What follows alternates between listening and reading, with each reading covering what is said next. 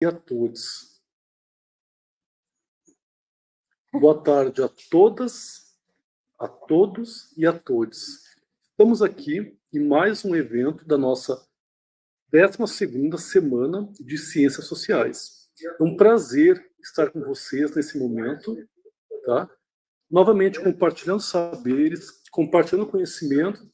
Felizmente agora estamos trabalhando com esse evento aqui para todo o Brasil. Haja vista, o nosso evento é híbrido. Então, aproveitando então todo o Brasil, seja muito bem-vindo e apresentando para nós a semana aqui das Ciências Sociais da UFNT do Tocantins. Então, do Tocantins para o Brasil e talvez o mundo nos assistindo junto aqui.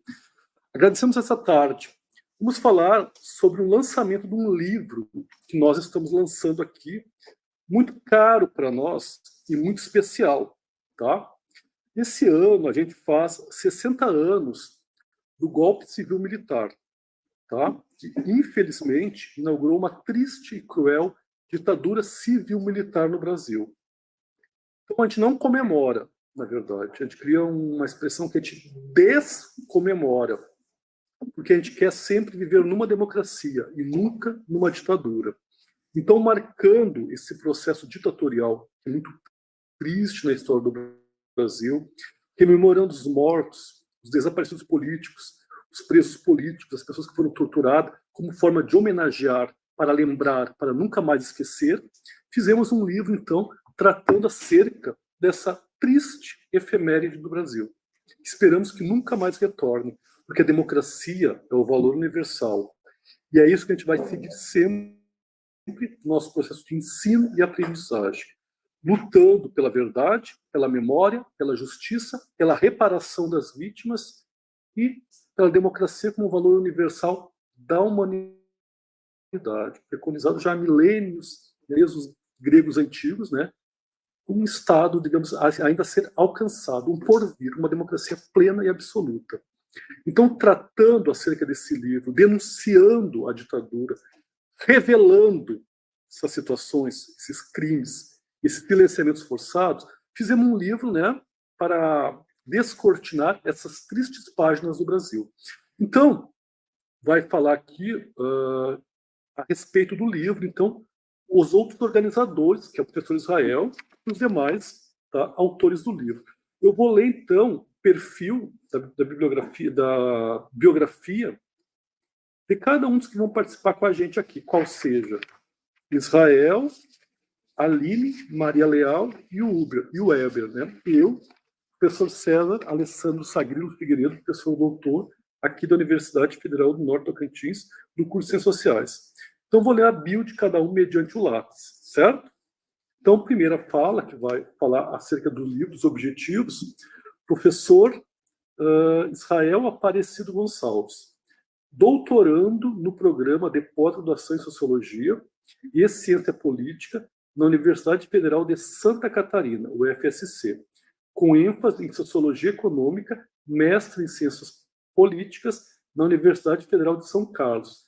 Realizou especialização em Sociologia Política na Universidade Federal do Paraná, MBA de Administração e Marketing e MBA em Organização de Campanha Eleitoral e Marketing.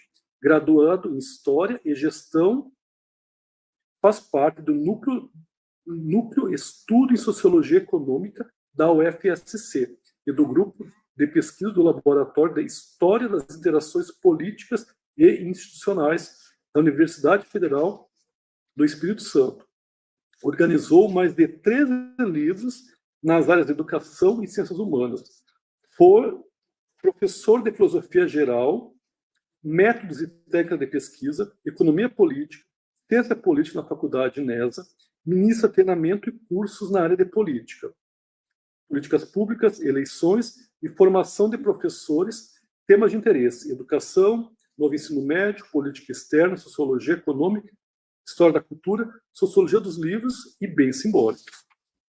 A nossa próxima autora, que também vai falar, é a Aline Prado Atácio, professora da Universidade Estadual de Santa Cruz, UESC. Possui graduação em Ciências Sociais pela Universidade Federal de São Carlos mestrado em Ciências Sociais pela Universidade Federal de São Carlos, doutorado em Ciências Sociais pela Universidade Federal de São Carlos. Foi professora substituta na Universidade Federal de Alagoas, UFAL, de 2021 a 2022. Atuou como analista técnica educacional pelo sistema SESI. Experiência como professora em instituições privadas desde 2009. Professora visitante na Universidade Federal de Santa Catarina, de Santa Cruz, de abril de 2013 a março de 2017. Experiência como professora de pós-graduação Lato Sensu no programa de especialização em Sociologia da UESC, e como professora do programa Plataforma Paulo Freire, para fora. Área de atuação, estudos militares e estratégicos, defesa e segurança no Brasil, sociologia geral, ciência política. A nossa próxima autora é Maria Leal Pinto. Tá? Ela é doutoranda em Letras, Linguística e Literatura da Universidade Federal do Norte do Tocantins e mestre em Estudos Culturais e Território pela Universidade Federal do Tocantins. Especialista em Educação e História Humana pela Universidade Federal do Maranhão. Licenciada em História pela Universidade Estadual de Goiás. Curso de Aperfeiçoamento em Educação integrada pela Universidade Federal de Goiás. Professora efetiva da Rede Estadual de Ensino Tocantins, membro do Grupo de Pesquisa em Religião e Cultura Popular do Tocantins e membro do NEAF, de 2012 até presente data. Possui formação em análise psicanalítica clínica pela Sociedade Brasileira de Psicanálise do Maranhão. O nosso último autor da noite, que também vai falar sobre o capítulo do seu livro, é o professor doutor Weber José de Oliveira. Weber possui doutorado em Ciência Política pela Universidade Federal de São Carlos, mestrado em História Sociais das Relações Políticas pela Universidade Federal do Espírito Santo, graduação em História pela Universidade Federal do Espírito Santo.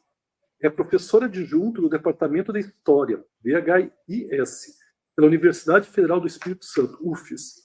É também professora permanente de pós-graduação em História Social das Relações Políticas, PPG, HIS, UFES.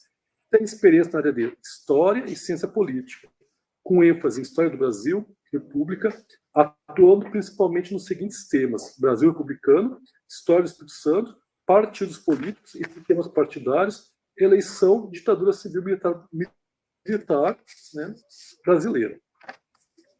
E eu, finalizando aqui como mediador, sou professor doutor César Alessandro Fagrilo Figueiredo. Sou professor adjunto 4 em Ciência Política no curso de Licenciatura em Ciências Sociais da Universidade Federal do Norte do Tocantins, UFNT, e coordenador do Grupo de Pesquisa GELIP, Grupo de Estudos em Literatura, Política e Ensino, desenvolvendo atividades de ensino, pesquisa e extensão. Docente permanente do PPG Letras da UFNT e do PPG em Demandas Populares e Dinâmicas Regionais da UFNT. Fui coordenador do curso de Licenciatura em Ciências Sociais da Universidade Federal do Tocantins, na gestão de 2015 a 2017. Possuo doutorado em Ciência Política na linha de pesquisa de Política Nacional pelo Programa de Pós-Graduação em Ciência Política da Universidade Federal do Rio Grande do Sul. Possuo mestrado em Ciência Política pela mesma instituição e programa. Fui bolsista de pós-doutorado da Universidade Federal de Pelotas no programa de pós-graduação em Ciência Política, no período de 2013 a 2014, realizando estágio de pós-doutorado. Realizei estágio de pós-doutorado também, né, outro pós-doutorado, no PPG Letras da UFT, tá? Desenvolvendo pesquisa com o tema acerca da literatura do exílio, no período de 2017 a 2018. Realizei também estágio de pós-doutorado no PPG de Letras da UFNT, desenvolvendo pesquisa sobre literatura e semiótica, no período de 2019 a 2020. Finalizando, realizei estágio de pós-doutorado em literatura de testemunho no pós-letra da Unifespa, no período de 2023 a 2024. Sou bolsista Produtividade da Fundação de Amparo à Pesquisa Tocantins, PAP. Trabalho com a linha de pesquisa de memória política, Partido Marxista-Leninista, Ditadura Civil Militar Brasileira, Literatura e Política, realizando pesquisa sobre Guerrilha do Araguaia, justiça de transição e literatura testemunho. Então, eu fiz um painel aqui mediante o lápis das nossas bios, né? Todas convergem, entrelaçam, né? Com a questão da ditadura civil-militar no Brasil, né? E os nossos estudos sobre esse tema, né? Que nunca devemos esquecer e sempre falando. Então, novamente, falando do nosso livro, o título é Ditadura Civil-Militar Brasileira, 1964-1985. Ruptura institucional e reflexo dos 21 anos do período ditatorial. Então, abrindo essa discussão, vamos passar a palavra, então, para o nosso organizador, juntamente comigo, né? Lembrando, né, que o organizador do livro é eu, professor doutor César Figueiredo, professor doutor Márcio José Rosa de Carvalho, né? E o professor doutorando Israel Aparecido Gonçalves, Aparecido Gonçalves. Uma coisa muito importante para o nosso livro, né, é que nós temos o prefácio do escritor, jornalista muito famoso, Eduardo Reina, escritor do famoso livro Cativeiro Sem Fim, então abrilhantando o prefácio do nosso livro. Então, dou como aberto a fala, professor Israel, pode falar um pouco sobre a nossa obra e os nossos objetivos acerca do que a gente pretendia do livro. Muito obrigado, querido. A palavra está franqueada para você. Boa tarde ao Dr. César, a todos os nossos autores e autoras aqui. Agradecer o convite, né, para essa 12ª Semana Acadêmica de Ciências Sociais, aí da UFNT. Tive o privilégio de participar da 11ª, também lançando o livro com o professor Márcio, que está numa outra atividade familiar. Você não estaria aqui, está aqui nos acompanhando, provavelmente pelo YouTube, e já falo tanto para o professor Márcio, tanto para todo mundo que está podendo ouvir e assistir e acompanhar, já para compartilhar essa live, né? É um material gratuito. O livro, vou deixar posteriormente o link nos comentários para fazer o download, né? Não sei se já está, mas eu coloco, né? É um livro muito importante. E agradecer, né, a todos os autores pela paciência, pelo trabalho árduo, e aos leitores também que vão se debruçar num livro que ele é mais que legal. Ele é importante, né, doutor César? Porque o título já chama a atenção. O nosso objetivo, né, eu comecei falando com o doutor Márcio, e olha, vai fazer 60 anos, aí o César, se não me engano, foi o professor César que conversou com o Márcio conversou comigo, essa triangulação, né? Vamos fazer uma obra, vamos fazer uma coletânea com artigos, tá, mas como que vamos começar? Eu tenho um pouco de experiência em criar coletâneas, por exemplo, vamos fazer fazer o edital, o Márcio também contribuiu, já pensando numa capa, e a gente falou, vamos fazer um lançamento posteriormente para a gente fazer um debate, porque são 60 anos. E muitas questões relacionadas ao regime civil-militar, e aqui já é importante, né, aos autores que vão posteriormente falar aqui nesse evento, ditadura civil, é muito importante esse conceito, porque né, na escola a gente vai ouvir assim, a ditadura militar, e a palavra civil é relevante, porque o debate civil hoje, se vamos ter uma democracia ampla, né, com participação popular, ou uma fachada chamada democracia, ela parte hoje da sociedade civil via os seus representantes que estão no parlamento. Então, a questão civil é muito relevante. E isso também vai fazer com que tanto a professora Maria quanto a professora Aline Weber volte essa questão da sociedade.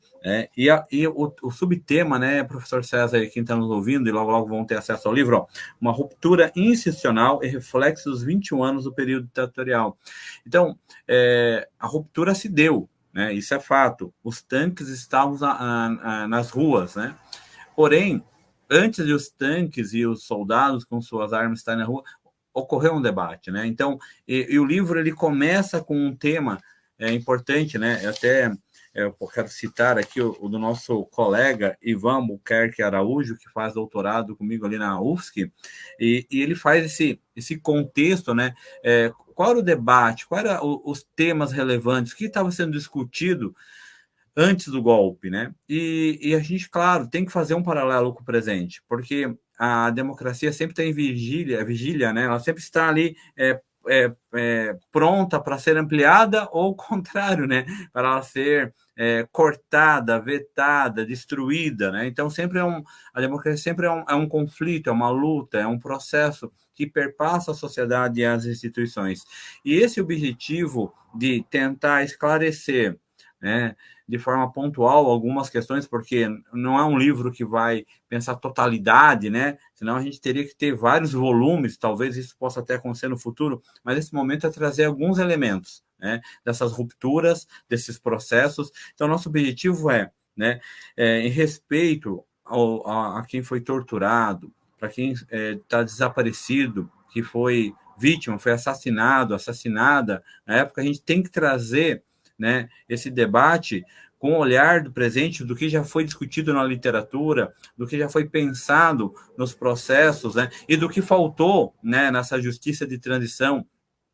E isso é importante. Tem um texto que não vai ser debatido aqui, por uma questão de tempo, né, do professor Luiz Gustavo Rupp, Ditadura, Democracia e Justiça de Transição, né, na periferia do capitalismo, que é um tema também que é trabalhado, né, no texto aí do professor César também. Ele também faz essa reflexão, e isso é importante, né, dizer aos estudantes que o tema ditadura civil, né, militar, ela não é um tema que já está abatido, já é um tema que já está consensuado. Pelo contrário, é um tema que está em disputa, ainda mais nos tempos atuais, né?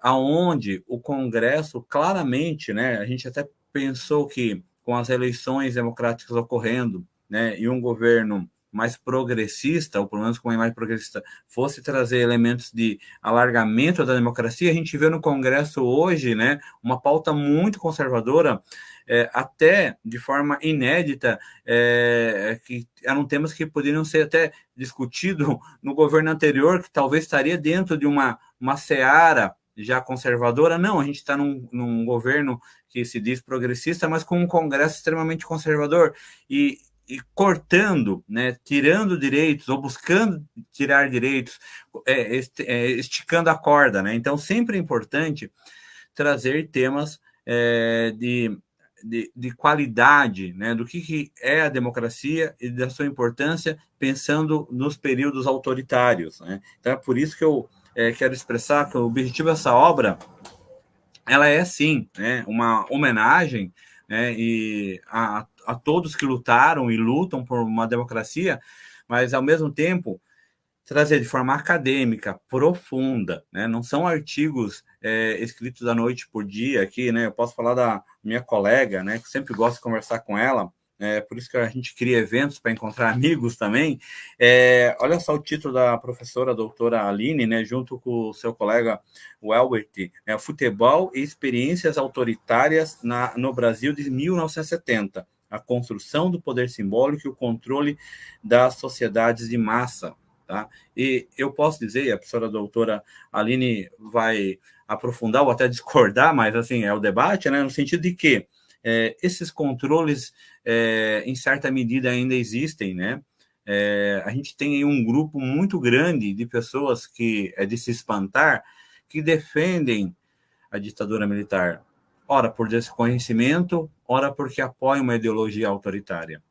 Então, como é que isso funciona? Sites, né? A gente não entra na seara do livro, na questão de atualidade, no sentido de sites, como eu posso citar aqui, que isso é claro, né? Brasil Paralelo, que cria uma nova versão de uma ditadura que não existiu daquela forma. Então, ter um livro acadêmico, sério, com referência bibliográfica atualizada, com debate profundo, é fazer frente a esse rompante, a esse discurso autoritário de sites, dessa bancada que eu ouvi na Globo News, uma comentarista falando, e eu concordo, a bancada da selfie, uma bancada autoritária que quer, aos gritos, gerar likes, gerar dinheiro vendendo curso, com mentiras, né? E é muito importante a gente ter um contraponto a isso. E o nosso contraponto, né, como acadêmicos, professores, é a escrita, é a fala.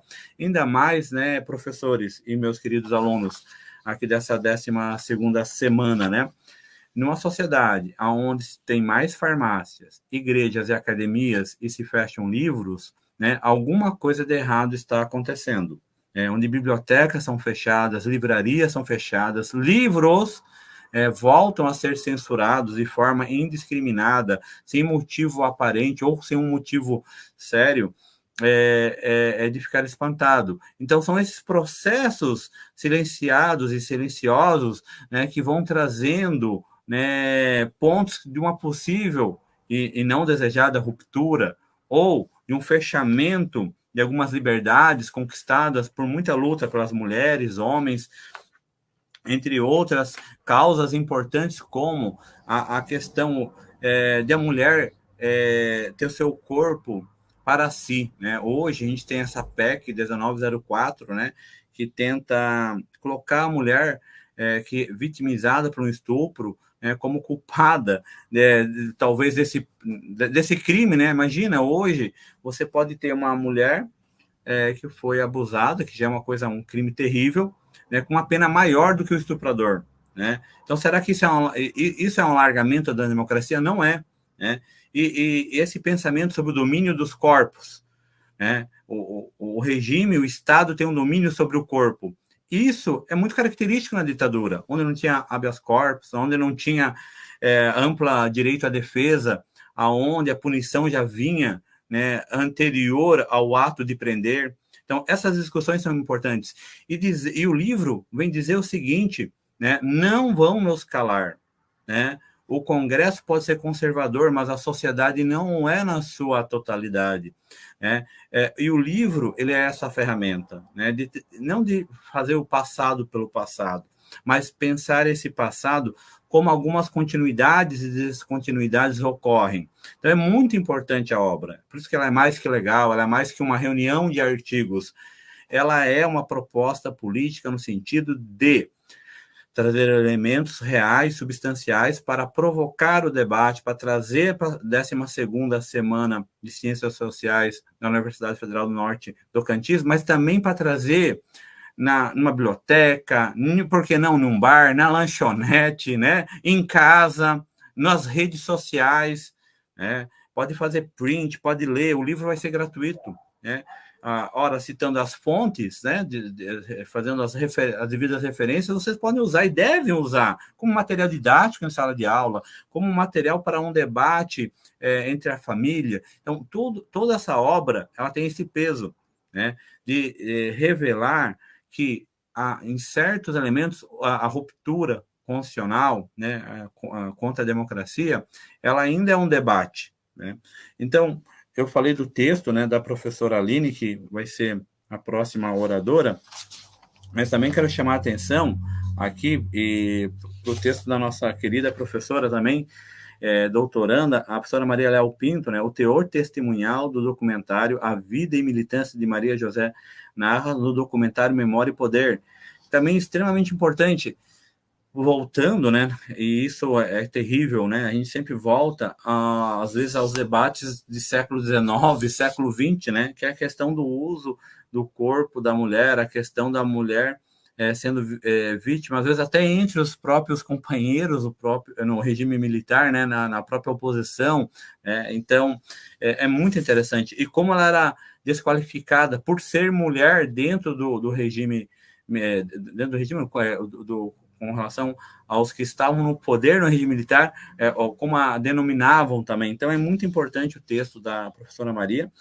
Acrescento que tem mais um texto específico sobre a questão das mulheres no regime militar, da Kátia Regiane Mainardi Likibinski, As Flores Resistiram, Mulheres na Ditadura. Sensacional esse texto também.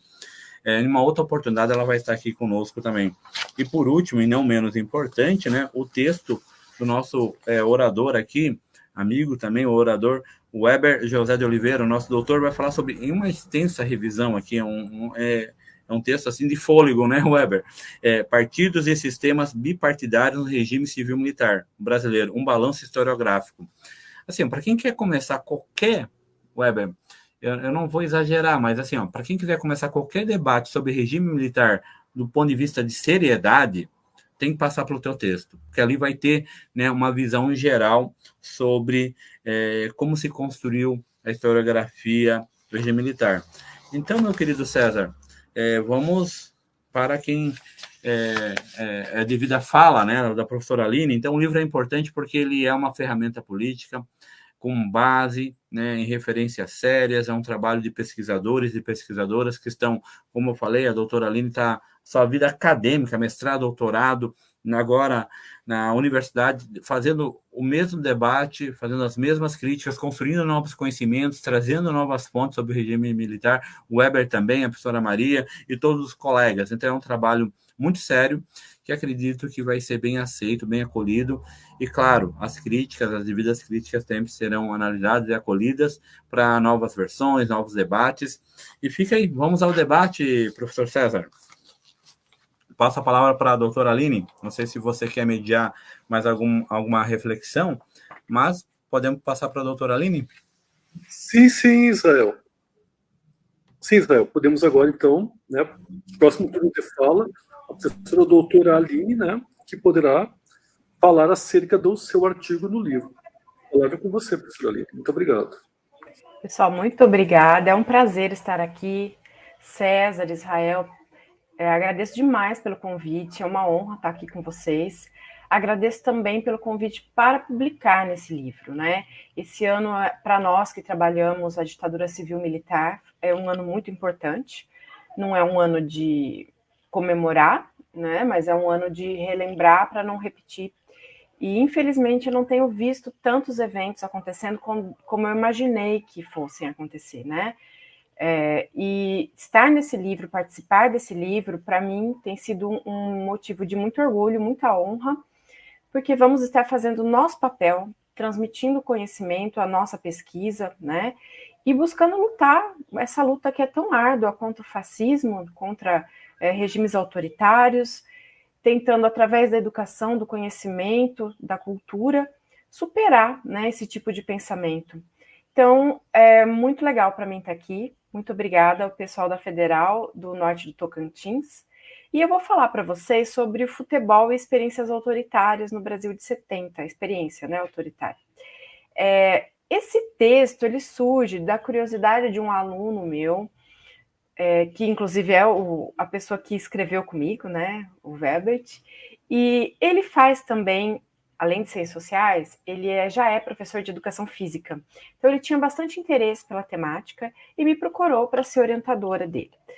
Bom, a partir daí, nós começamos a estudar várias coisas relacionadas a futebol e a capacidade do futebol de manter uma nação com os olhos voltados, podemos dizer assim, a grosso modo, né, para a televisão e desconectado completamente da política, né, do que estava acontecendo ali. Então, o texto ele começa falando exatamente dessa construção que é feita, né, de um poder, do uso do poder simbólico, a construção desse poder e como que isso controla uma sociedade de massas, né?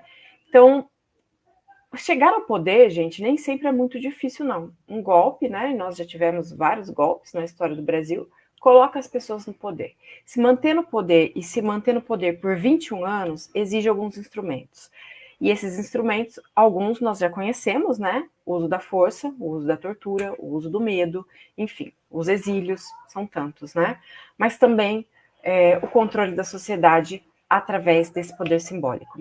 Então, o esporte, muitas vezes, né, em diversos períodos e lugares, é utilizado como um mecanismo propagandístico de ideologias políticas, né, sobretudo de discurso autoritário, tá?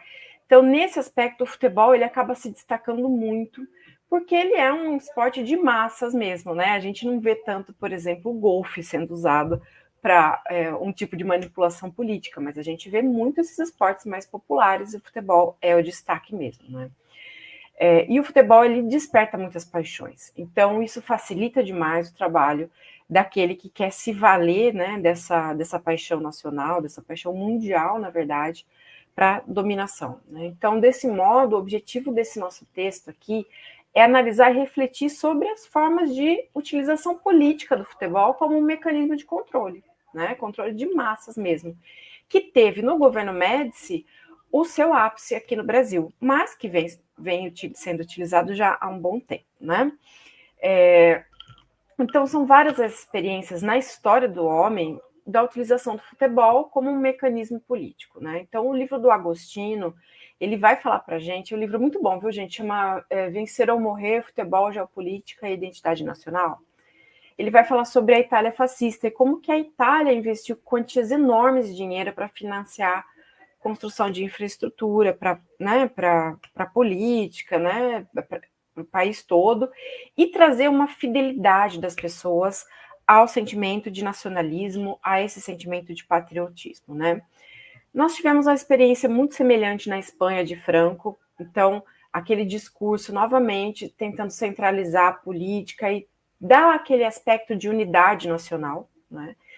E essas experiências, elas vão mostrar como que o futebol ele consegue unir as pessoas, né? E reproduzir inúmeros interesses políticos, inúmeros interesses, né?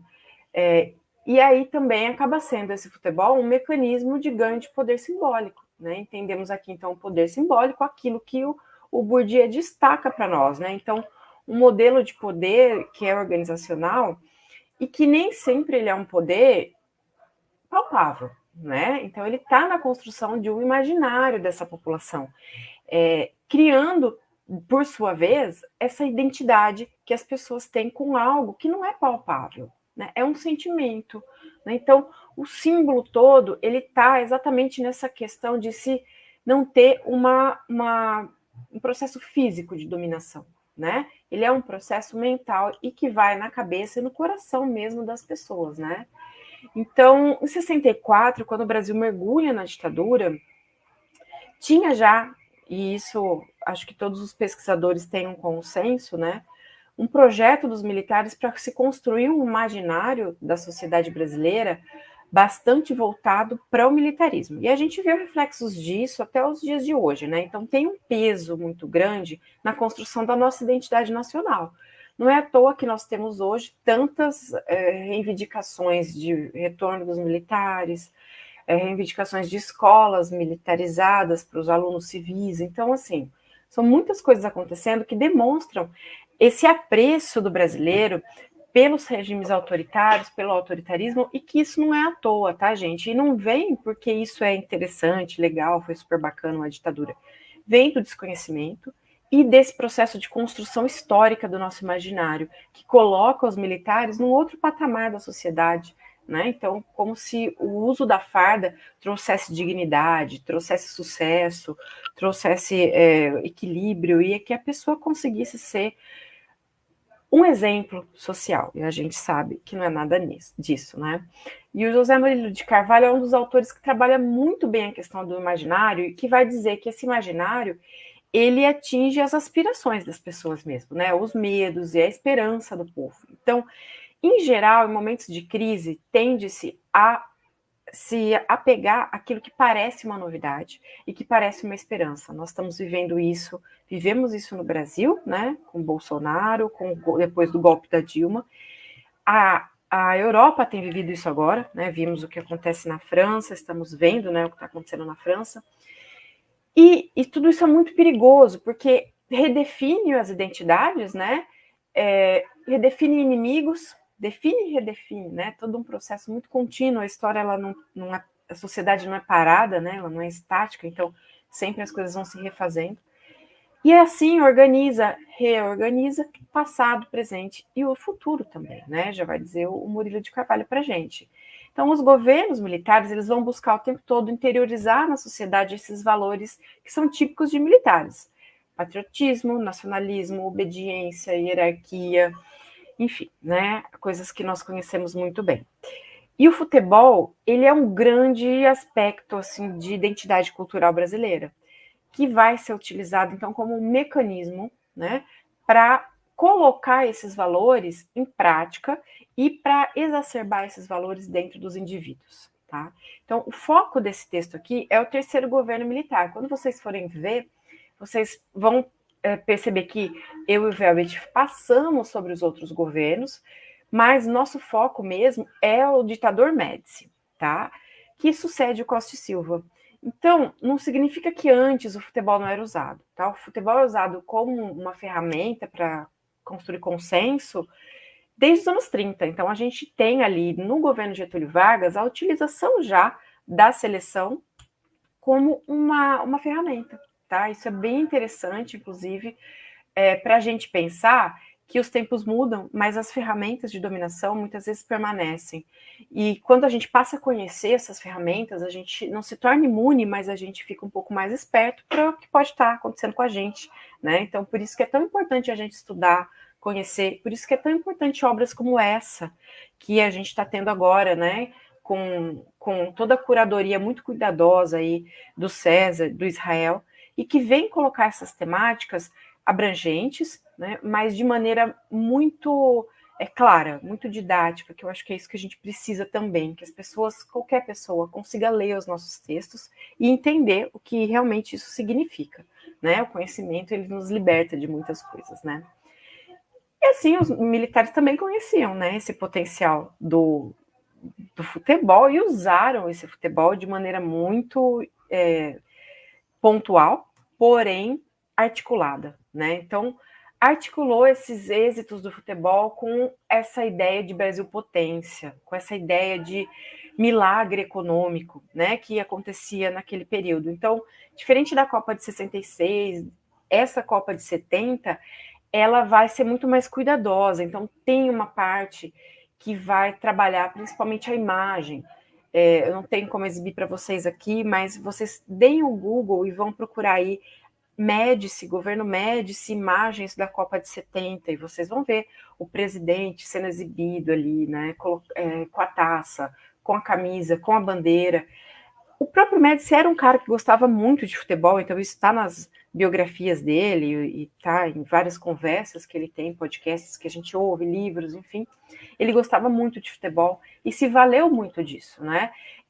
Esse processo era tão importante que o Médici autorizou que uma pessoa, né, bastante controversa para a ditadura, que era o João Saldanha, conhecido como João Sem Medo, né, se tornasse um técnico da seleção que foi quem fez a classificação do Brasil, né?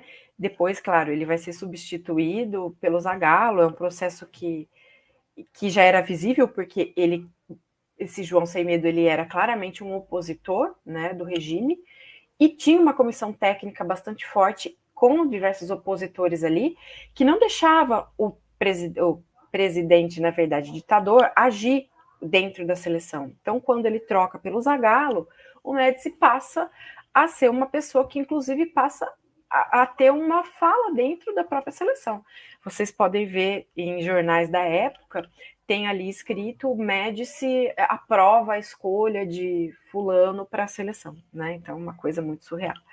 Então, quando o Saldanha cai, né, a seleção já está classificada, e aí ela já era uma seleção muito forte, já era a seleção canarinho, né? Essa seleção entra em campo, ela não decepciona, ela vai, ela compete, ganha de goleada, né, na Cidade do México, ganha a Copa, ganha essa Copa jogando contra a Itália, que é uma rivalidade até que a gente tem hoje, né, de 4-1. Então, é um momento de êxtase no Brasil, tá? Tudo isso tá como pano de fundo, tem como pano de fundo o milagre econômico, né? Que não é nenhum milagre e que tem outras coisas por trás, e aí vale uma outra discussão, mas tem um grande nome de milagre econômico, mas que na verdade é período muito problemático, que vai ter consequências gravíssimas nos anos 80, como a inflação galopante que a gente tem, né?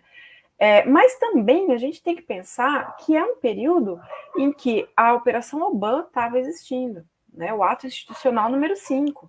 E tudo isso parece que não existia, né? Então, os meios de comunicação falavam pouquíssimos, até porque existia uma censura, né? E aqueles que podiam, que tentavam falar alguma coisa, eram absolutamente censurados, né? Então, quando a gente olha os jornais, é sempre grandiosidade, é sempre o futebol canarinho, é sempre aquela coisa ufanista, né? O futebol como uma chave mesmo de controle, é isso que a gente vai percebendo nas nossas análises, né? Então, essa Copa de 70, ela vai marcar uma mudança muito grande, inclusive com a associação dessa camiseta verde-amarela como forma, expressão de nacionalismo, tá? de se definir o que é brasileiro, algo que hoje está completamente desvirtuado, né? Começou mal e depois piorou, então, essa história dessa camiseta, né? E a propaganda da época, gente, só buscar também, de novo, no Google tem muita coisa legal, ela vai se valer de diversas formas para caracterizar essa parceria entre a seleção e o Médici, a seleção e o Planalto, que faz muito pelo brasileiro, né? É o tempo do Brasil, ame ou deixo. Então, essa conquista do tricampeonato, ela coloca a bandeira do Brasil como o maior símbolo de ser brasileiro, de brasilidade. A gente esquece todas as outras coisas, né? Então, o Brasil acaba chorando ali de emoção e esquece aquilo que é uma das suas maiores características, como, por exemplo, a luta pela terra, a necessidade de liberdade de expressão, né? Da própria democracia. Tudo isso para de existir, então, né? E aí, nos desenrolares, a gente começa a ver como que a televisão atua.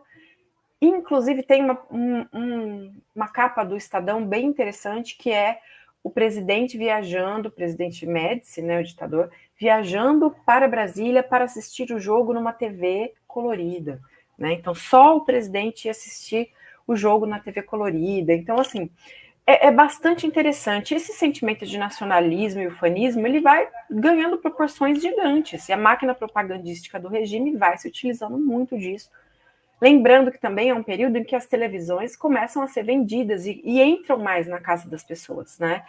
Então, a gente une essa capacidade massificadora do futebol, mais todo esse processo de construção de imaginário com uma mídia calada, né, calada pela ditadura, e que entrava de vez na casa das pessoas através da imagem, não só da voz, como era o rádio, né? Então, através disso, a dominação, ela acontece, né? A construção imagética, ela é muito forte e vai propor, então, um Brasil patriótico, amante de futebol, né? Essa rivalidade, como eu falei para vocês, com a Itália, que existe até os dias de hoje, né? Então, o que a gente consegue, para finalizar aqui minha fala, que já deu meu tempo, né? O que a gente consegue perceber é que a ditadura foi muito feliz no uso desses símbolos no processo de dominação simbólica, no processo de construção desse sentimento de nacionalismo e de pertencimento do brasileiro, né? E as implicações disso são vistas até os dias de hoje. Não é à toa que essa camisa amarela ainda é usada como símbolo de patriotismo, né? Então, é uma retomada a valores lá de 64, a valores lá de 70, valores da época da ditadura militar, né? Da ditadura civil-militar. Então, esse poder simbólico, ele realmente vai mascarar as terríveis atrocidades que o governo constrói, e vai dar esse caráter de nacionalismo, patriotismo e bem da nação ligado à ditadura brasileira. Algo que, para muitos, especialmente voltando daquilo que eu falei logo no início, né, aqueles que ainda não tiveram tanta leitura, que não se debruçaram sobre o tema desconhecimento, ainda reproduzem, né, nos dias de hoje. Então, pessoal, convido todos a fazer a leitura do texto para entender um pouquinho melhor, né? E quem sabe, assim, vocês despertam também para essa temática, né? A gente está aqui num seminário de ciências sociais, então acho que é interessante falar que o tema, pessoal, ainda tem muito a ser debatido, muito a ser trabalhado, né? E tem bastante professor na área hoje procurando alunos, porque mesmo nesse momento tão difícil que a gente vive, né, com uma ascensão de extrema-direita e sempre riscos muito grandes da democracia no Brasil, nós temos percebido uma queda do interesse dos alunos com relação a essa temática. Então, eu convido a todos a ler, estudar, pesquisar, e quem sabe o ano que vem ou no outro ano, estarei aqui também falando para a gente sobre essa temática. Obrigada, pessoal.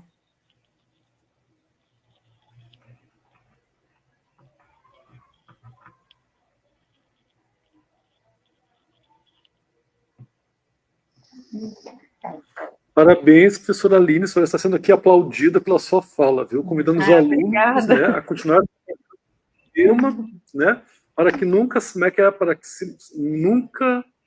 nunca se esqueça, como é que é a frase? Sempre me esqueço. Eu me esqueço. Para que não se repita. Para que nunca mais se repita, né? Nunca se esqueça para que nunca mais se repita, para lembrar sempre, né? Então, queridos, vamos passar para muito importante que tu falou, né, questão de descomemorar. Vamos marcar. É um neologismo que acabou virando uma uma palavra incorporada no dicionário, né? Já realmente para descomemorar uma ditadura, né? Então, o próximo para falar agora seria a nossa querida aqui da casa, né? Doutoranda, né? A professora Maria Leal. Pode fazer o seu turno de fala, professora Maria Leal.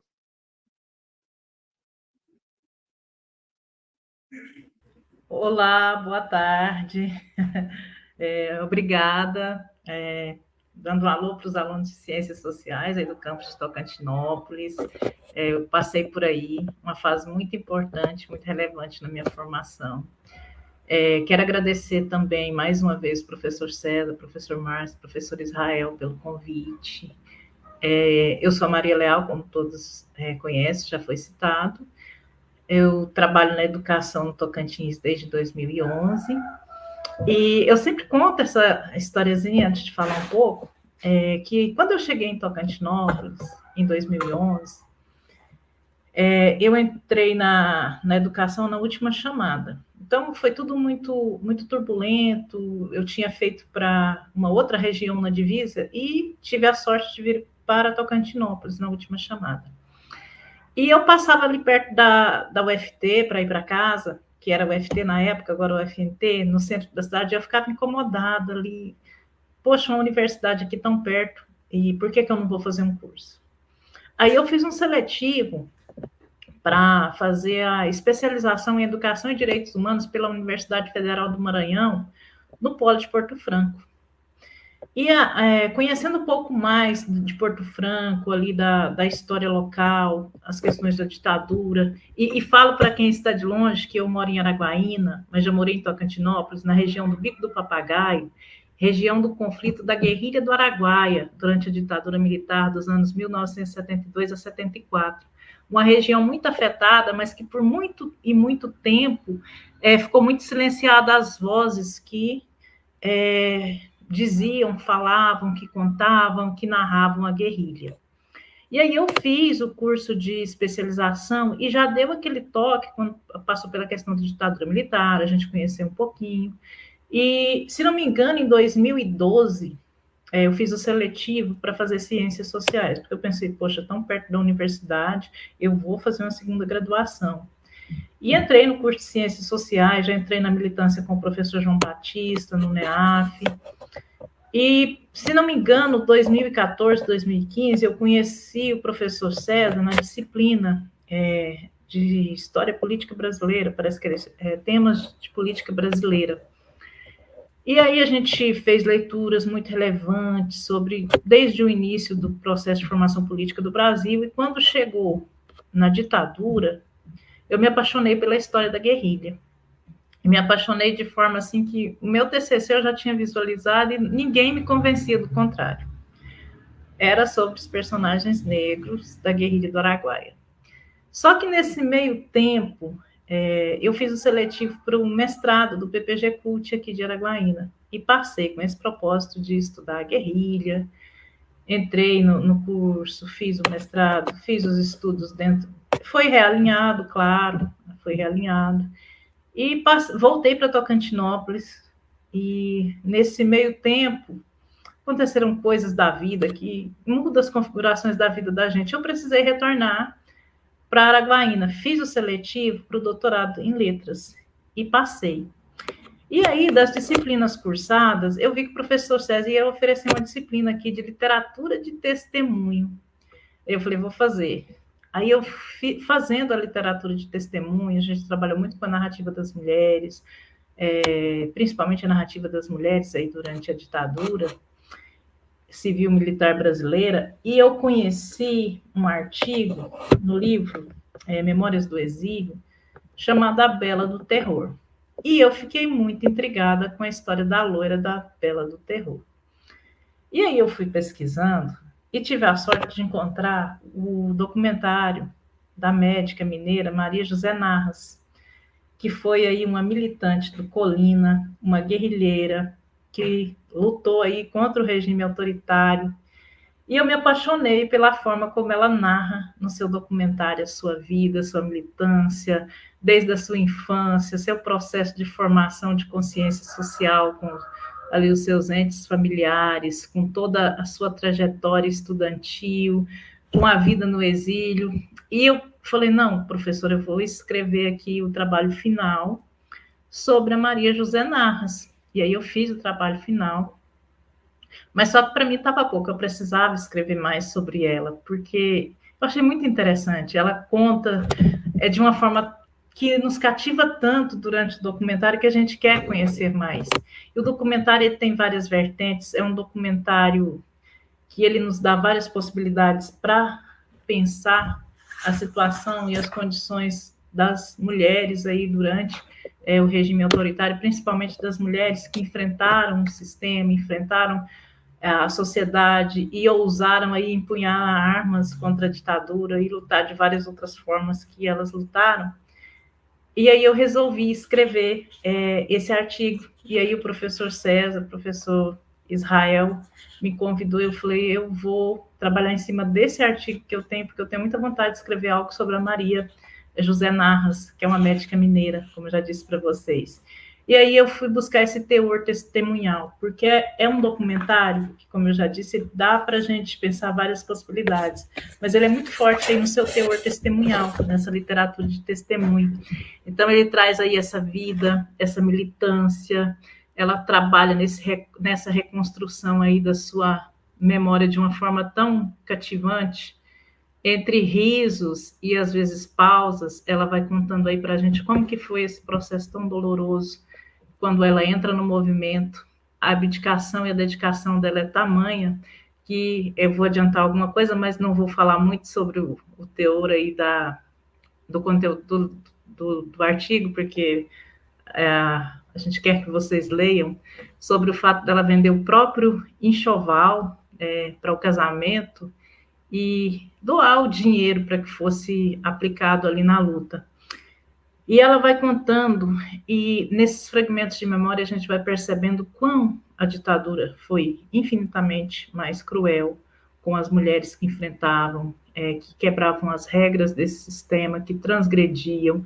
Então havia muito mais que questões políticas ali daquele tempo. Havia questões havia intersecção, né, minha gente, da questão política, gênero e tantas outras intersecções, mas no caso dela aí da política, gênero, e como que a ditadura era cruel, foi e continua sendo, porque os familiares dos desaparecidos e dos mortos nunca tiveram as respostas, a maioria nunca teve a resposta aí sobre o paradeiro dos seus entes, vivem uma constante tortura. E a tortura não se limitava apenas as celas, apenas as grades, as torturas estendiam e continuam sendo estendidas para os familiares aí por anos a fio. E ela conta, inclusive, do Dia das Mães, que ela foi receber a visita da mãe, e que a mãe passa por uma grande humilhação para poder fazer essa visita que não durou nem 5 minutos. Mas a partir do documentário a gente vai rememorando o que outras pessoas escreveram, inclusive outras mulheres, como a Melinha Teles, sobre a questão da violência, o quão as mulheres foram muito mais violentadas fisicamente, emocionalmente, psicologicamente pela ditadura, simplesmente pelo fato de serem mulheres que transgrediam, que não compactuavam, né, com aquela situação política, social que o Brasil vivia. Então, é uma obra interessante, aliás, é um artigo interessante, eu espero que vocês gostem. Eu não tenho muito tempo para falar com vocês, porque eu sou professora da educação básica, então eu não posso me estender muito, que tenho horários a cumprir. Mas é isso, eu acho que eu poderia até falar mais, mas como sempre, tudo muito corrido, pelo fato de estar na educação. E aí, ao longo das perguntas, a gente pode ir falando, né, sobre como que a mulher era representada, simplesmente pelo fato de ser mulher. Ela traz essa questão de como foi criada como que essa imagem foi representada, como que a mídia, que era a parte da mídia favorável ao regime militar, como que isso foi disseminado para criar esse ódio social, principalmente em relação às mulheres. Gente, eu peço desculpas, mas como sempre, o horário aqui, ele me pede para ir encerrando. E eu agradeço a todos e todas pela oportunidade de falar com vocês.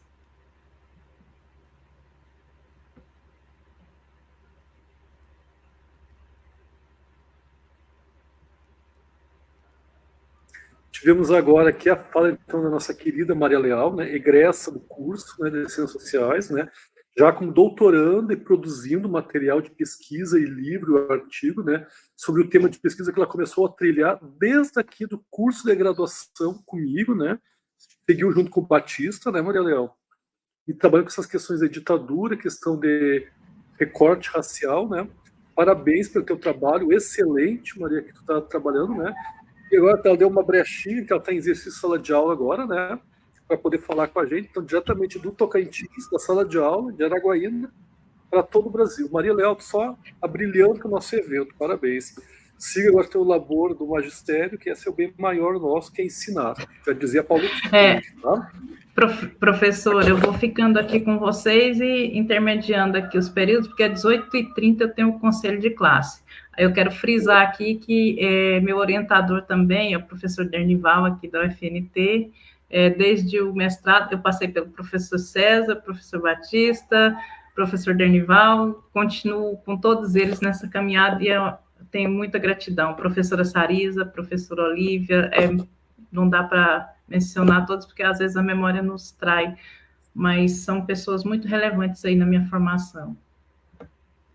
Sempre lembrando o professor Batista, né? Nosso Batista, que é o grande professor nosso aqui da nossa instituição, né? Saudoso, né? Saudade de você, professor. Então, agora vamos passar a palavra para o professor Weber José de Oliveira, né? Da Universidade Federal do Espírito Santo. Professor Weber, a palavra está com você, né? É cientista político também, né? Então, somos todos aqui pares aqui do mesmo tema, né? Seja muito bem-vindo, querido. Obrigado, professor César. Queria cumprimentá-lo em primeiro lugar, agradecer imensamente ao convite, tanto a você quanto ao professor Israel, que também foi um dos que me convidaram tanto para a escritura de um capítulo, né, de relevante obra, né, que está sendo lançada nesse momento, mas que já veio a público alguns dias atrás. Cumprimentar a professora Aline Atácio, assim como a professora Maria Leal, uma satisfação. E ao cumprimentá-los, né, estendo meus cumprimentos também a todos e todas que nos assistem nesse momento, que assistirão a posteriori, né? Eu vou rapidamente aqui fazer 3 ou 4 comentários bastante breves, né, dada, enfim, o limite de tempo, acerca desse capítulo, que eu, enfim, tive a imerecida honra de ser convidado a escrever e a publicar. Né? Ele é parte, esse capítulo especificamente, é parte um pequeno fragmento da minha tese de doutorado, que foi defendida em 2013 junto ao programa de pós-graduação em Ciência Política da UFSCar. E nessa tese de doutorado, eu tive como objetivo, né, ou como objeto, né, estudar as elites capixabas, né, as elites aqui do Espírito Santo, no contexto do golpe de 64, tentando verificar ou examinar o modo como essas elites, antes organizadas num pluripartidarismo entre 1945 e 64, se reaglutinaram no contexto daquilo que poderíamos chamar de camisa de força do bipartidarismo. Né?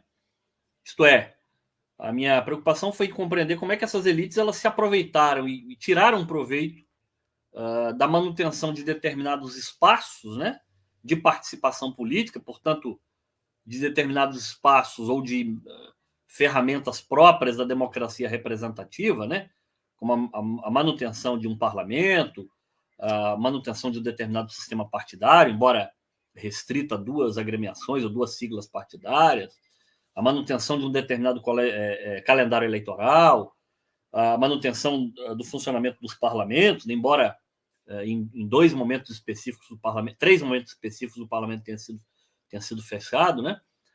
Então a intenção fundamental foi justamente essa, tentar entender a política formal verificada no contexto do regime de 64, né? Ou da ditadura civil-militar de 64.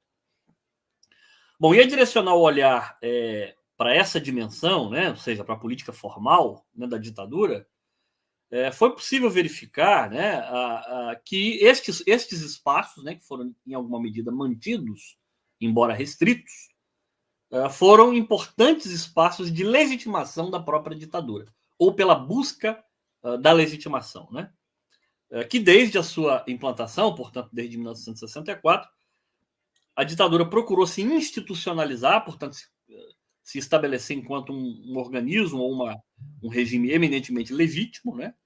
E lançou mão, portanto, da manutenção desses espaços com essa finalidade, né? Nesse caso, o capítulo do livro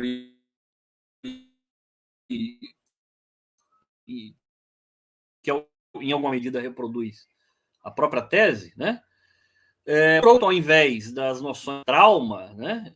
De trauma e de violência, que são bastante comuns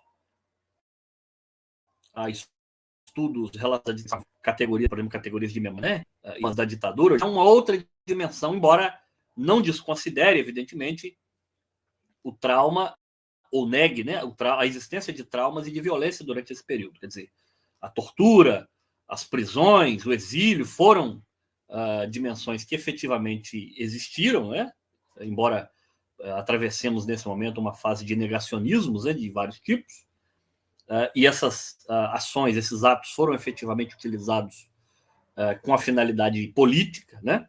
Mas a minha preocupação foi justamente entender um pouco como é que a ditadura procurou conciliar. Portanto, a chave de leitura foi a chave da conciliação. Quer dizer, como é que ela procurou conciliar diversos interesses, como interesses de grupos nacionalistas, interesses de grupos liberais, interesses de grupos reacionários e conservadores, né? Sobretudo modulando do ponto de vista legal a pauta de costumes, né? Como é que ela procurou, portanto, conciliar num determinado ambiente híbrido, né, que manteve, portanto, alguns espaços de participação, repito, restritos a determinados setores, como é que a ditadura, portanto, procurou conciliar com amplos setores da sociedade brasileira, né? E, já adianto, em alguma medida, como já foi adiantado em algumas outras falas, né, obteve êxito nesse processo, né? Bom, e aí, a minha hipótese fundamental, né, que eu discuto nesse capítulo, é que as elites regionais capixabas, né, portanto, as elites aqui do Espírito Santo, elas procuraram estabelecer pontes de conciliação para duas finalidades básicas. Né? Primeiro, para sobreviverem. Né? Quer dizer, as elites, de certo modo, impetuosas quanto à sobrevivência no espectro político, procuraram, portanto, buscar canais de conciliação e de acordos com o governo central, com a ditadura. Né? Esse é um primeiro fim fixo que essas elites procuraram efetivamente conciliar com o regime autoritário. Né?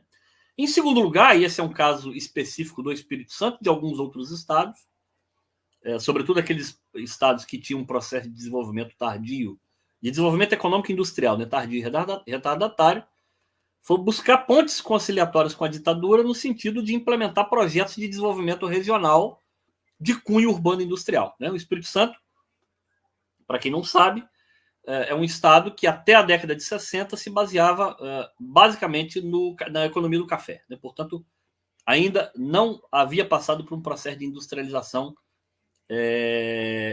como acontecera já em alguns outros estados e como já acontecia no plano nacional. Né?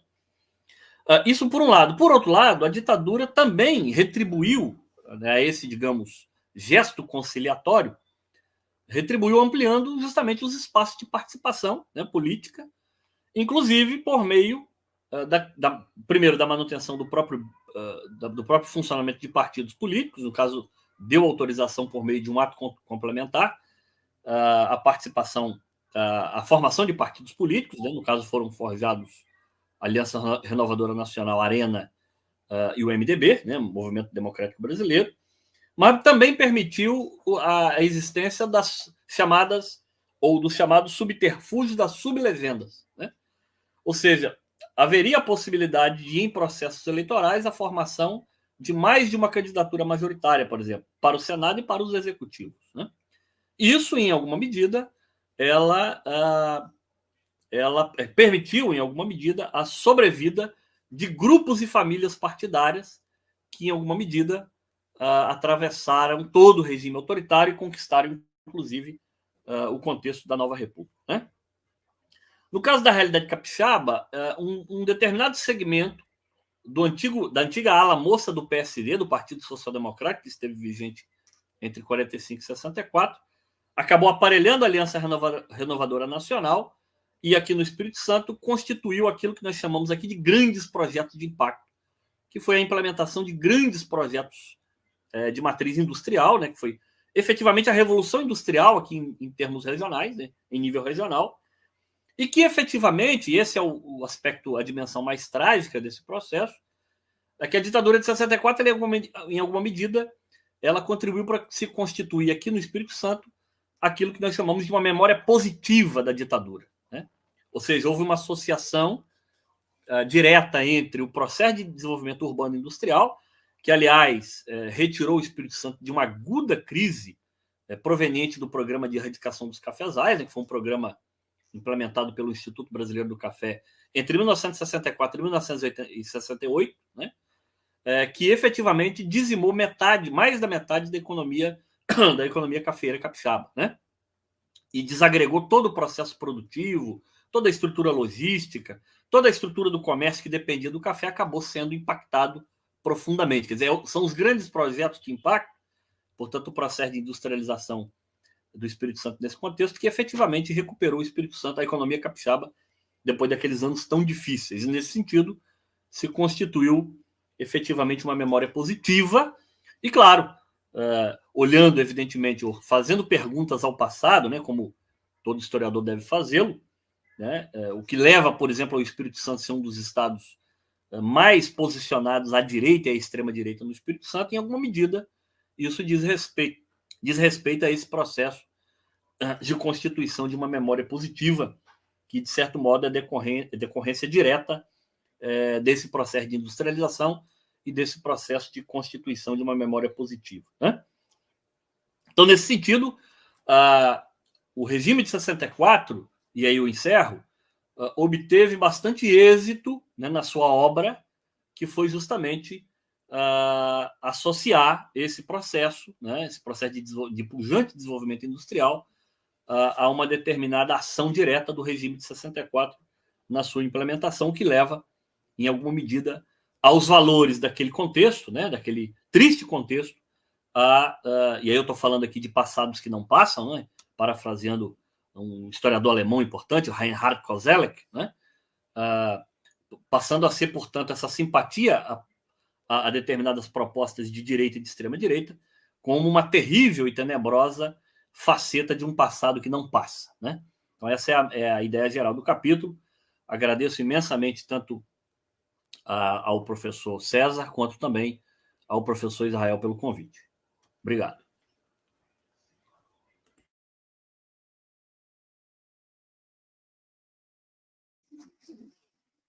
Obrigado, professor Weber, muito obrigado pela sua fala, né, reproduzindo bem, né, o estado que tu projetou o teu artigo, a tua motivação, né. Então, vamos trazer todos aqui para a tela novamente, né, que participaram do nosso evento aqui, né. Vamos ver se tem algumas perguntas aqui para de modo a vocês responderem, certo? Professora Josi, tem uma pergunta? Eu tenho uma pergunta. Consegue falar? Vocês conseguem me ouvir, professores? Ela vai ler como moderadora do chat. Eu vou... a pergunta, na verdade, é minha própria, e eu fiquei muito... parabéns primeiro pelo livro, né? Já vou também baixá-lo para ler os artigos que constam nele.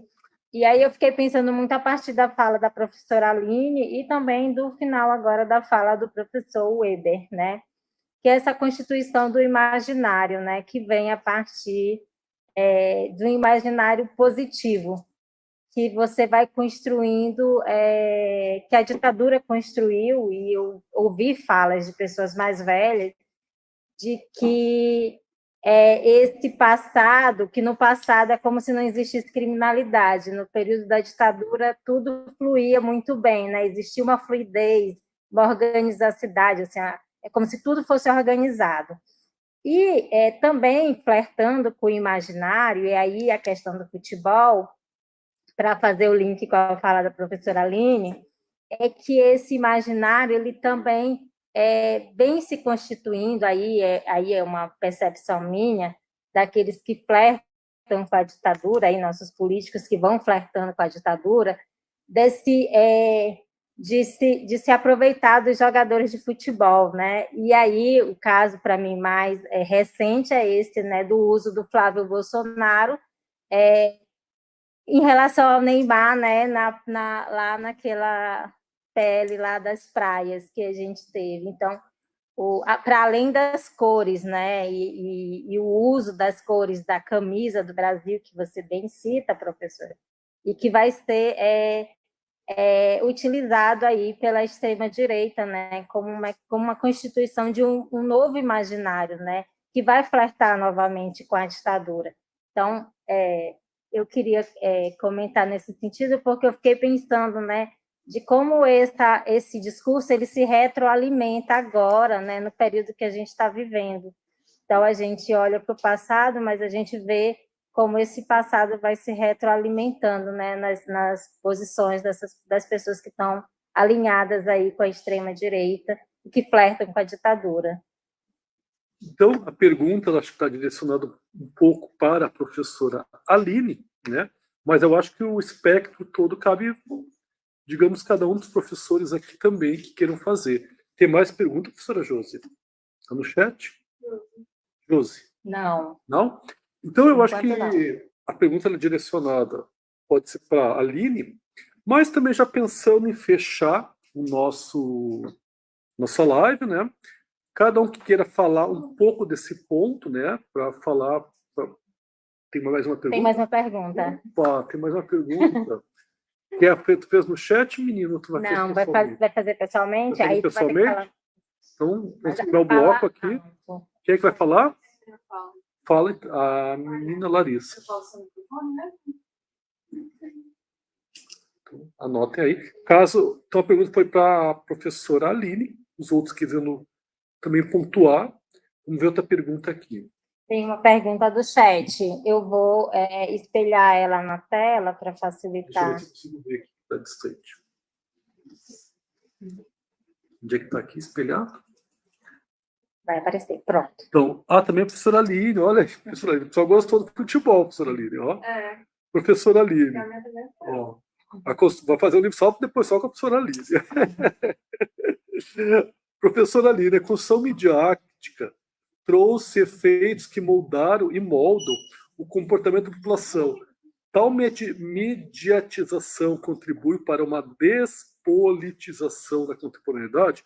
Depois a gente pode retomar, depois abrir a fala para os demais professores, a fala para a professora Aline, mas os outros professores também podem pautar também acerca desses pontos também. Menina Larissa? Boa tarde a todos e a todas. E a todos, a minha pergunta é para a professora Aline. Parabenizo a todos que apresentaram, muito bom. E deixa eu ver se eu consigo desenrolar a pergunta.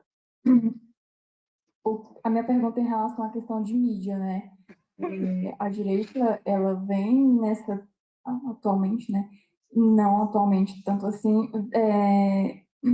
nessa questão do uso da camisa, da bandeira, uma questão fanista, digamos assim, e é retratado nas grandes mídias, né, nas mídias tradicionais que a gente chama, mas a gente tem também, atualmente, né, a gente teve a parada LGBT de São Paulo, que é a maior parada LGBT do mundo, e foi convocado pelos organizadores da parada que as pessoas fossem de verde e amarelo para trazer... Para nós de novo. Para descarregar essa imagem que tem, para trazer esse novo ar e para trazer essa união também de todos podemos usar essa bandeira, essas cores, e não foi relatado pelas grandes mídias. E aí, a mídia, como a gente sabe, é um aparelho ideológico do Estado, e aí eu gostaria muito de saber desse paralelo, né, de como a mídia ela impactou durante a década de 70, né, trazendo como é que eu posso falar? Trazendo fazendo a ditadura se aproveitar dessa imagem da seleção brasileira, dessas bandeiras, dessas cores também, e como a gente pode fazer paralelo do que está acontecendo hoje em dia e desse apagamento também dessas minorias que estão tentando reutilizar essa bandeira e essas cores que estão sendo, que é realmente reconhecido, tipo assim, ah, você vê uma pessoa de verde e amarelo na rua, você tem isso aqui, geralmente. É mais ou menos nessa linha.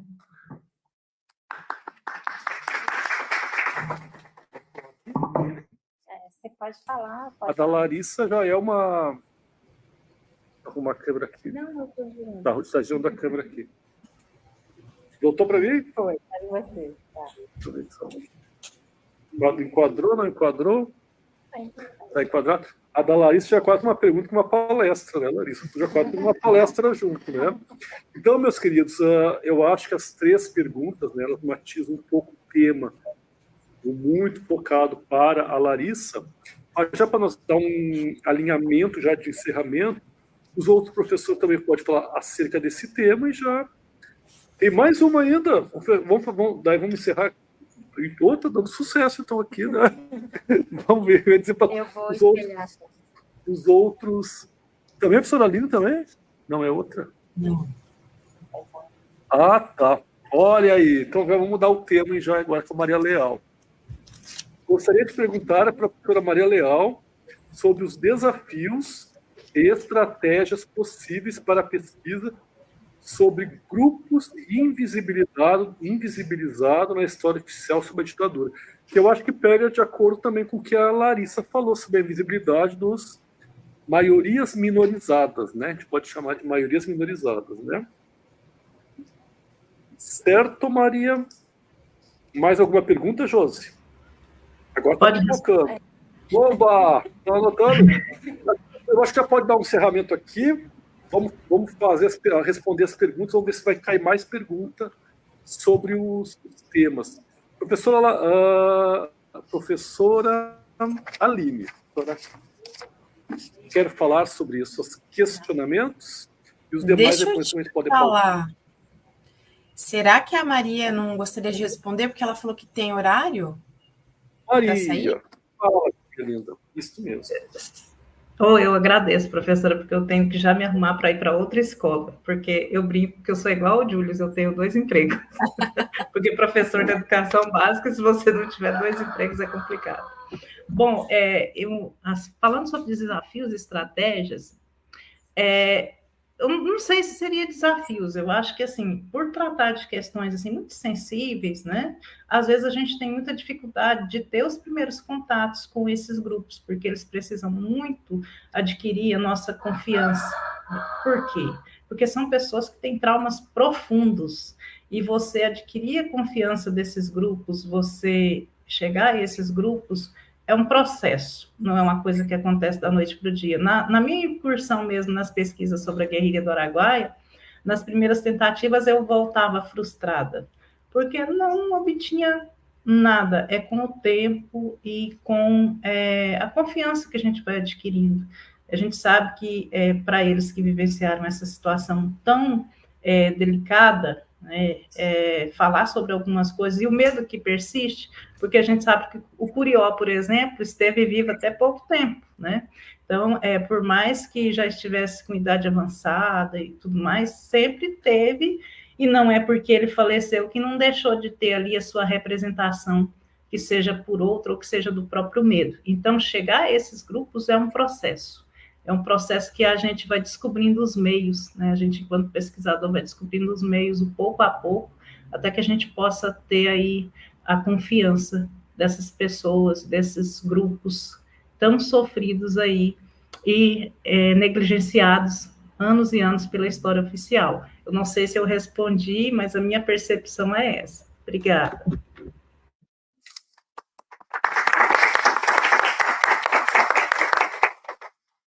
Agora, professora Aline e os demais. Certo. Eu não vou me alongar muito, pessoal, mas eu fico à disposição para quem quiser. Antes de falar, Aline, só um pouquinho para se despedir, então, da professora Maria. Isso. Obrigado pela sua passagem, professora Maria. Já, se quiser ir para a aula sua, pelo seu labor, pode ficar à vontade, querido. Se despedindo já do grupo. Tchau, querido. Fica com Deus. Professora Aline, fala para a senhora.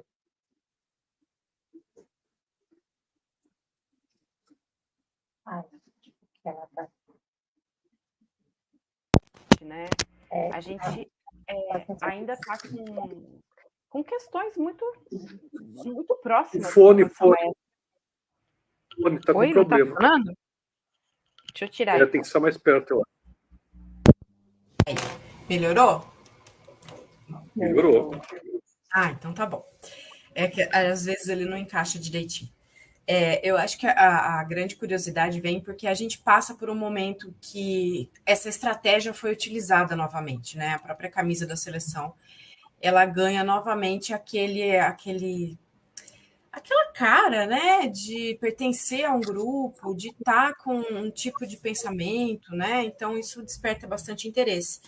Realmente, né? A fala da última aluna, Larissa, acho que foi, que falou sobre a parada, foi bem interessante, porque a gente viu o movimento acontecendo, né? A Pablo, né? E foi bem interessante, mas a gente viu que ele não teve uma continuidade depois. Eu acho que esse símbolo da camisa, ele continua ainda muito preso, muito associado ao bolsonarismo, e nós não conseguimos retomar, né, o amarelo como uma coisa que todo brasileiro pode utilizar, ele ainda está muito caracterizado.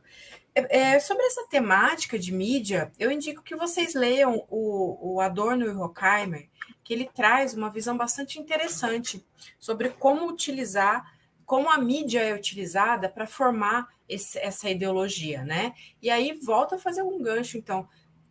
Mídia também é um aparelho ideológico do Estado, né? E pode ser muito utilizado pelo próprio Estado, mas também pode ser utilizado pelos outros grupos. Com essas novas mídias que têm surgido, nós temos visto, e aí eu vou para a primeira questão, né, para falar dos jogadores de futebol, nós temos visto que não é só a mídia tradicional, né? Não é rádio, televisão, cinema, né? A gente está vendo principalmente TikTok, Instagram, coisas ligadas à internet, fazendo uma pressão muito grande com relação à percepção que o cidadão tem e a construção de imaginário desse cidadão. E eu acho que tem muita gente surfando no mundo. Eu não acredito que haja uma inocência desses jogadores quando se colocam à disposição de uma PEC como a das praias, né? Eu acredito que eles têm interesses muito escusos aí.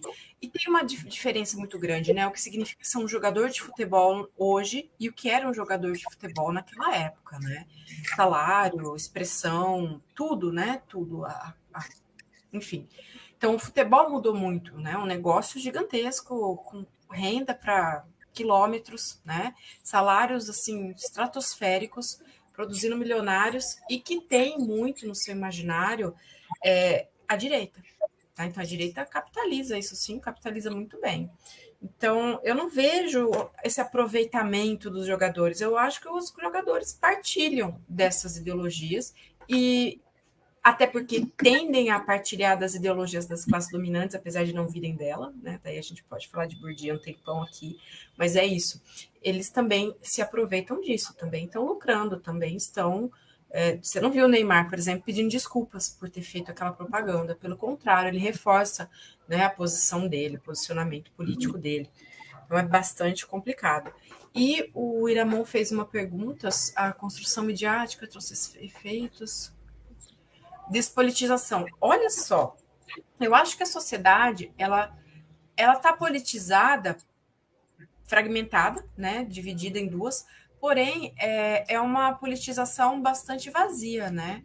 Você vê a direita sem pautas, uma direita que está discutindo num momento como que a gente se encontra, pautas de costumes como se a gente estivesse no século XVIII, XVII, né? Então as pautas sempre são muito voltadas para algumas questões delicadíssimas na sociedade brasileira, que já é uma sociedade muito tradicional, muito conservadora, e retomam códigos penais, etc., dos anos 40, dos anos 30. Então, há no cidadão esse movimento político de apoio, por exemplo, ao Bolsonaro, né, à extrema-direita, mas é uma politização muito vazia. E isso realmente tem a ver com mídias. Quando a gente vê aqueles takes, né, antigamente falava takes, mas aqueles... o pessoal gravando, né, os reels, essas coisas, rapidamente, assim, e aquelas brigas acontecendo na Câmara, aquelas provocações e tal, isso repercute muito mais do que o próprio tema trabalhado. do que o próprio tema que está sendo debatido e discutido dentro da Câmara. Então, coloca a gente para pensar qual que é o lance desses políticos de hoje, né? Como que estão fazendo uso dessa máquina. É realmente uma politização vazia, você toma lugar, toma um espaço, tem uma projeção que se diz de partido ou, né, de direita, mas, de fato, não tem pauta, não tem projeto, não tem o que realmente significa fazer política, né? Então, é um debate que a gente pode marcar outro dia aqui para falar várias horas, né? E mais alguma pergunta, professora Josi? Tem a do... Gabriel, tem mais um aluno que vai fazer pergunta, então, Ana. Vamos ver aqui. Quer o microfone? Sim, o outro. Tem perguntas via YouTube e perguntas ao vivo. Boa tarde. Boa tarde. Boa tarde, eu me chamo Gabriel, sou estudante aqui do curso de Ciências Sociais, aluno do professor César, da professora Josi. A minha pergunta era mais direcionada para a Maria Leal, mas infelizmente ela saiu, mas eu posso fazer no contexto geral também, para ver como os demais organizadores, né, entendem essa questão. Eu estudo, sou pesquisador, já me considero pesquisador, né, faço iniciação científica, sou pesquisador. Eu pesquiso a comunidade LGBT durante a ditadura militar, né, a ditadura civil-militar brasileira. E aí, ao longo da minha pesquisa, eu consigo perceber que as narrativas que permeiam essa comunidade, elas são apagadas da chamada história oficial, que é muito semelhante ao que a professora Shirley propôs no comentário dela no YouTube, né? E aí, percebendo a pesquisa da Maria Leal, eu entendo que são narrativas que se assemelham, né? Porque são narrativas de gênero e mulheres também são constantemente invisibilizadas nas narrativas oficiais, né? Mas aí eu gostaria de saber dos demais colegas que estão aí, como eles percebem, né, nas suas pesquisas, como eles percebem a participação de mulheres e, enfim, da comunidade LGBT durante o processo da ditadura militar, né, que se prolongou pelos 21 anos e tudo mais. Mas nesse sentido mesmo. Obrigado. Passa para cá. Câmera.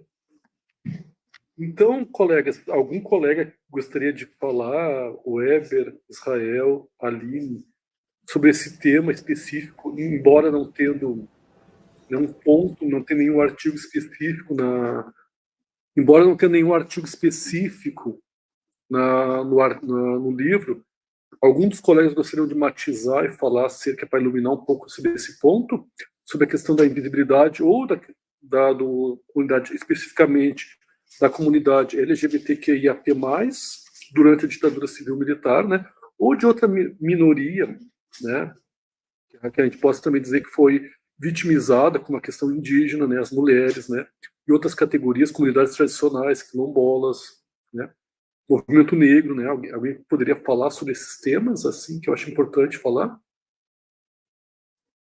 Weber, Israel, Aline. Ô, prof, eu não tenho expertise para falar, mas eu posso dizer que isso já dá um segundo volume. Opa! Então já fica a dica, né? Posso ler o chamadinho do professor Israel já? O professor Israel mandou uma mensagem bem aqui. Então já fala então, do segundo volume, já dizendo, então já se reportando ao Gabriel. O professor Israel quer convidar os alunos e professores para um novo livro que ele está organizando. Então já podemos pensar sobre essas minorias ou maiorias minorizadas. O próximo volume são os invisibilizados. O que a gente pode pensar acerca, professor Israel? Seria um tema bem emergente e pertinente? Sim, nós estamos construindo uma nova obra, né, chamada Sociologia e Direito, e nela a gente está fazendo esse debate, já tem alguns autores, né, ainda está bem na ideia ainda, né, a gente tem um conjunto de colegas, a Aline, o Weber, sempre participam das obras, né, então a gente está pensando uma nova obra, quem sabe a gente pode convidar, né, professor César, os alunos que estão fazendo pesquisa, querem publicar, querem ter esse momento de fala, para divulgar, porque o nosso trabalho é divulgação científica, né? Então fica esse convite, né? O professor César tem o meu contato, a gente pode fazer uma reunião posteriormente com esses alunos que querem, para a gente ver os objetivos, entender melhor como funcionam essas publicações. Então só fica esse convite, e quero passar a minha fala, depois da minha fala, para o Weber, porque eu sei que ele também tem compromisso, eu acho que às 18 horas, né? Para ele fazer umas considerações finais. E então fica aí o convite. Obrigado por tudo, tá? Obrigado pela sua... E o César e Márcio, valeu a pena o livro, né? Olha só quantas perguntas, quantos debates, né? Então, todo esse trabalho de madrugada, de manhã, sábado, domingo, valeu tudo a pena. Sempre vale a pena escrever um livro. Então, professor Weber, né? De acordo, o senhor já tem que sair daqui a pouco, professor Weber? Certo. Eu queria rapidamente, assim, ponderar a pergunta que foi feita também, rapidamente, assim, muito sumariamente, a pergunta que foi feita pela... Esqueci o nome dela, que está mediando, fazendo o controle dos bastidores. Rapidamente, assim, em primeiro lugar, preciso ponderar acerca do papel, né, do nosso papel enquanto pesquisadores, historiadores, sociólogos que lidam com o tema.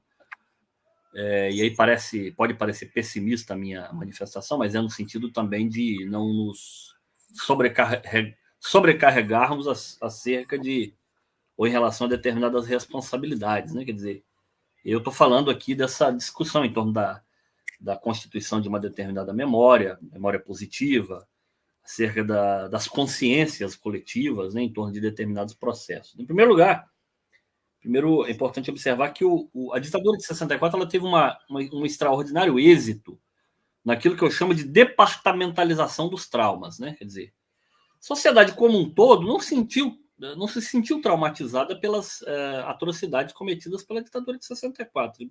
Importante observar isso, né? A imensa maioria da população brasileira passou absolutamente ilesa desses processos que a gente chama de trauma, né?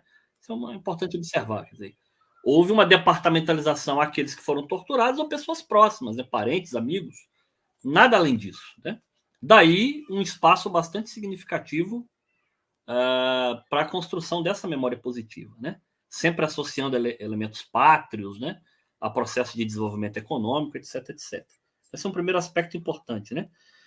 Quando a gente fala do papel da história, né, ou do sociólogo, ou, enfim, daqueles que estudam, né, e que, de certo modo, propalam conhecimento acerca do processo, há determinados estados nacionais que implementaram políticas de memória muito mais bem elaboradas e não obtiveram êxito no longo prazo, numa longa duração, né? Faço a questão de salientar aqui o caso da Alemanha, né? Talvez seja o Estado Nacional que mais bem estruturou a sociedade no pós-guerra contra o nazismo ou as proposições da extrema-direita, e agora estamos vendo um crescimento exponencial das propostas de extrema-direita no processo eleitoral alemão. Quer dizer, então é um caso exemplar de que o nosso papel não é tão esse, né, de construir memória, no sentido de construir determinadas memórias ou consciências críticas. O papel do historiador, a meu ver, é outro, que, aliás, não vem ao caso aqui nesse momento, né? Isso tem a ver, em alguma medida, e aí eu estou falando da ditadura brasileira propriamente dita, eu encerro. A ditadura brasileira, ou as ditaduras, de uma maneira geral, elas carecem de legitimidade tanto quanto a democracia, né? E a nossa ditadura foi muito bem sucedida, né? E não pela sua postura diante da anistia, por exemplo, de ocultar o passado. Mas ela foi bem sucedida nesses processos de instrumentalização do Estado para buscar agraciar vários setores da sociedade com políticas de Estado, propriamente dito, né? A ditadura foi muito bem sucedida. Por exemplo, a nossa universidade, que nós tanto defendemos, é uma política da ditadura. Este modelo de universidade, baseado em departamentos, extinguiu as antigas cátedras, né? Que era uma universidade aristocrática, né? Que, de certo modo, abriu um espaço extraordinário para os setores médios, que não tinham acesso à universidade, né? Olha que coisa, né? Eu dizendo isso, parece que eu estou defendendo o milico, né? Eu defendendo a ditadura. Não se trata disso. Porque foi uma política bem sucedida que agraciou os setores médios, né? Os setores mais adeptos e mais simpáticos à ditadura de 64 são os setores médios, né? Olha a política de habitação da ditadura. Então, a ditadura, ela de certo modo, perdurou a sua simpatia no âmbito da sociedade, muito mais pelas suas ações efetivas e concretas na resolução de problemas, do que propriamente em políticas ou em ações voltando a ocultar o passado, né? Se nós não reconhecermos isso, nós já perdemos, né? O que precisamos construir são outros valores, né, eminentemente democráticos e pautados na defesa dos direitos e garantias fundamentais. Então, esse é um ponto que eu gostaria de encerrar e, mais uma vez, agradecer a todos pela oportunidade e estou aberto a outros debates e outros momentos. Quiçá momentos, inclusive, presenciais, né, para além do mundo cibernético. Opa! Então, muito obrigado, professor Weber. Então, dando encerramento já nas falas finais, em virtude do horário, também não temos mais perguntas também, já é 5h40, o senhor tem que sair daqui a pouco, também já está encerrando no finalzinho, né? Então, já suas palavras finais, vamos aproveitar então, já vamos fazer um arremate de palavras finais também, professora Aline. Se você dá uma palavra final também para nós fazer o encerramento necessário, depois passamos para o Israel para nós fecharmos a nossa tarde. Eu gostaria de dizer que a ditadura ela é um processo complexo, né, de uma sociedade, e ele não se curou, né, na nossa sociedade. Então, a gente tem um processo de transição para a democracia bastante fragilizado, justiça fragilizada, né, e a gente precisa ainda batalhar muito isso na construção da nossa memória, né, então é uma coisa muito viva ainda. Não acabou, né? Era isso que eu queria dizer para vocês. Então, estudem, trabalhem, vamos seguir, né, na pesquisa e que ano que vem a gente esteja aqui, esteja presente, quem sabe presencialmente, né, para fazer mais debates mais longos. E é isso. Muito obrigada a todos. Agradecemos muito sua fala também, professora Aline, professor Weber, professora Aline. Professor Israel, organizador do livro, junto comigo, professor Márcio, né? Sim. Quer falar alguma questão para encerrar e também para convidar para as próximas publicações? Já fica pensando sempre as publicações que a gente vai reproduzindo os temas, né? E botando na mídia que a gente está falando a questão de revelar memórias. Muito feliz, César. Só agradecer também, né? Tá contigo, tá com o Márcio, né? Assim, parceiraço, né? A gente não tinha hora, não tinha essa correria de família, trabalho e livro, a parceria assim imensa, né? Agradecer o professor César, é uma pessoa assim muito gentil, sempre contribuindo, deu muito certo com o Márcio também, outra pessoa assim de ponta, né? E eu tenho tanto orgulho de estar do lado aqui da Aline, do Weber, então assim, eu sei que eu estou do lado certo da história, né? A gente sabe que tá no debate correto, né? No debate sério. A professora Maria, e tem outros que não participaram aqui, a própria Kátia, lá de Rio Grande do Sul, por causa do tempo, né? O Ivan, que participou, o Luiz Gustavo, aqui de Joinville, o João Paulo Costa Alves, junto com o seu colega Samuel, o Isaías de Freitas, né? De Freire, desculpa, que também aqui de Joinville participaram da obra. Então, nós estamos no caminho certo. E assim, eu queria estar com vocês, Weber, tomando aquela cerveja, comendo... Eu gosto de carne, né? Comendo churrasquinho, Kaline, mas discutindo outras coisas. Sabe por quê? Porque a gente tem que discutir a ditadura porque não é porque ela está no passado, porque a gente corre hoje perigos ainda muito fortes de rupturas, de problemáticas, né? A sociedade democrática ainda está sendo atacada mesmo em governos progressistas, né? O que o Congresso está fazendo, né? É um desserviço. Então, nós da história, da sociologia, da antropologia, da ciência política, nós, seres humanos que gostamos da liberdade, devemos escrever, registrar e, quem sabe, militar, né? Talvez jogar esse jogo conjunto, né? De militância, porque a democracia está em risco em todo momento, né? Houve uma ruptura em 64, mas outras micro-rupturas estão ocorrendo diariamente, né? Com votações no Congresso, com uma bancada extremamente conservadora, fascista, de extrema-direita. Então, é muito importante a gente se posicionar, professor César, professora Aline, estudantes, né? Para a gente manter esse jogo democrático e poder fazer esse básico, que é debater. Porque logo, logo vai ter lei proibindo a gente debater do jeito que está indo. De a gente falar o que aconteceu, essas construções no passado de quando pessoas que emitiam opinião eram proibidas e eram torturadas por emitir essas opiniões. Isso pode voltar, né? Então é importante a gente discutir, debater e marcar posição. É muito importante. Eu fico assim, eu vejo com muito assim, fico muito assustado, né, quando eu vejo o Congresso debatendo projetos de leis onde uma delação pode ser, um processo de delação pode ser remodificado para proteger um ex-presidente, para proteger um grupo político, aonde mulheres podem ser vítimas 2 vezes, né? Uma por um bandido, por um estuprador, e outra pelo próprio Estado, né? Então, que democracia que é essa, né? Que país que é esse? Então, o debate é muito importante, né? Então, por isso que a gente tem que estar aqui, né? Como eu falei, eu gostaria de estar em outros momentos discutindo outras coisas, futebol, Carline, né? A comida aí no Espírito Santo, mas a gente tem que estar aqui, né, César? Militantes, pesquisadores, professores, né? Pensantes, né? Filósofos, né? Discutindo para a gente manter a democracia. Então, vamos escrever mais. O César tem meu contato, professor. É só chamar que a gente faz novas reuniões. Muito obrigado, não quero me estender mais. A minha pequena já chegou, né, pelos barulhos que estão chegando. Vem cá, Luísa. Um abraço, vamos terminar com a minha pequena aqui, ó. Tchau, galera, obrigado aí pela essa semana muito boa. Dá tchau, Luísa. Obrigado, César. Abraço, pessoal. Prazer, viu? Dando encerramento aqui, então. Dando encerramento aqui com muitas palmas, tá? Só para falar para vocês, o auditório que está aplaudindo vocês, tá? Agradeço imensamente a participação de cada um e conhecer vocês no novo ao vivo, que agora novo que é o via Google, via YouTube, né? Professor Weber, professora Aline, né? Esperamos nos conhecer pessoalmente um dia, né? De forma presencial.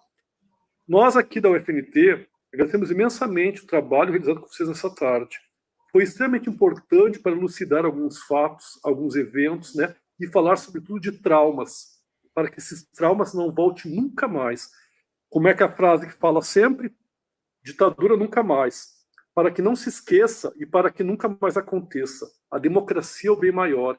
E isso vamos brigar para sempre pela democracia. Muito obrigado, colegas.